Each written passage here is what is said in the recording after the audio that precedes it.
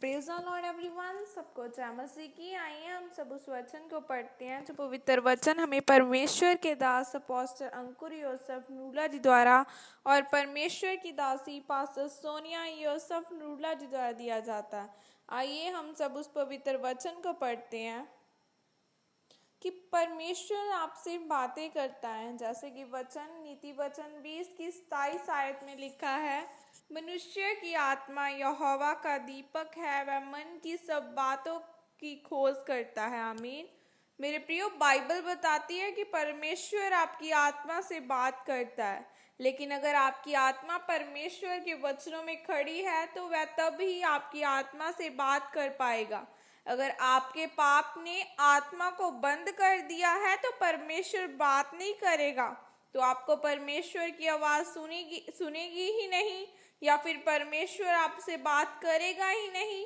जब यहूदा के राजा यहोशापात और इज़राइल के राजा अहाब ने रामोत नगर पर लड़ाई लड़ने की इच्छा से विचार किया कि क्यों न हम इसके बारे में पुरुषों से मालूम करें कि यहोवा की क्या इच्छा है, तो लिखा है कि उसने 400 पुरुषों को बुलवा भेजा।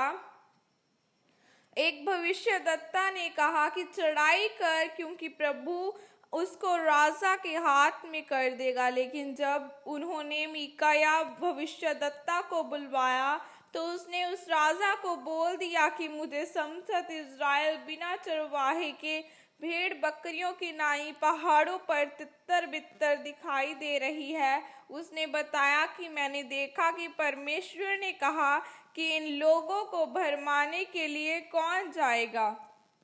तो एक दुष्ट आत्मा ने बोला कि मैं जाऊंगी और उन भविष्यद्वक्ताओं से झूठ बुलवाकर उन राजाओं को भरमाऊंगी, क्योंकि लोगों को अपनी चंगियाई से, अपनी इच्छा की भविष्यवाणी सुनने से, अपनी बरकत और अपने विजय से मतलब रहता है। वह परमेश्वर के साथ एक संबंध बनाने और पाप छोड़ने से उनको कोई भी मतलब नहीं होता है।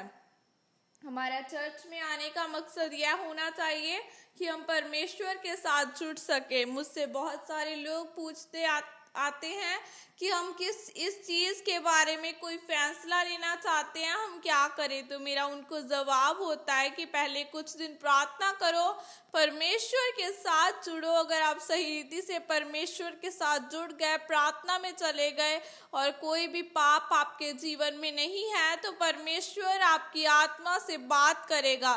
परमेश्वर आपको रास्ता दिखाएगा, आपकी अगुवाई करेगा और आपके लिए रास्ते खोलेगा।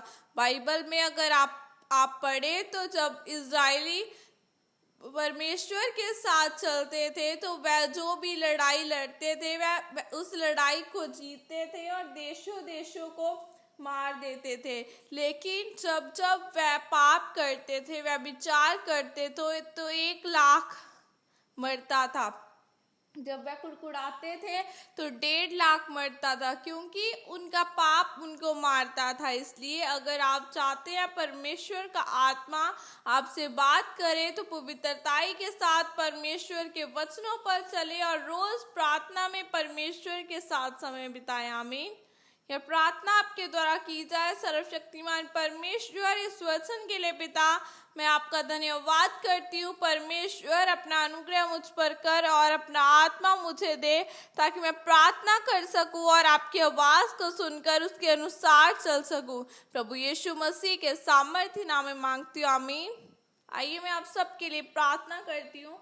सर्वशक्तिमान परमेश्वर खुदावना, इस दिन के लिए परमेश्वर आपका धन्यवाद करती हूँ। खुदावना, आपका वचन कहता है यीशु मसीह के कोड़े खाने से तुम चंगे हो चुके हो। ऐ मेरे जिंदा परमेश्वर, आपके कोड़े खाने से, आपके लहू बहाने से मैंने शिफा को लिया।